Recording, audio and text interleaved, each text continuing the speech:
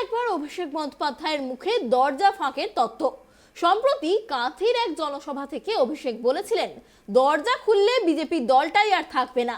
এদিন তৃণমূলের নতুন ভবনের ভূমি পুজোর অনুষ্ঠানে ফের একবার সেই কথা উঠে এলো অভিষেকের মুখে। কাঁথির মন্তব্যে রেশ টেনে এদিন সাংবাদিকদের প্রশ্নের উত্তরে হাসি মুখে অভিষেক বলেন, রাজনীতিতে টাইমিংটা গুরুত্বপূর্ণ, ঠিক সময়ে দরজা ফাঁক কেন, একটু খোলাই হবে। অভিষেকের এই ইঙ্গিতপূর্ণ মন্তব্য ঘিরে ফের একবার শোরগোল পড়ে গিয়েছে রাজ্য রাজনীতির অন্দরমহলে। আপনারা কি অপেক্ষা করে আছেন দরজা কবে ফাঁক হবে?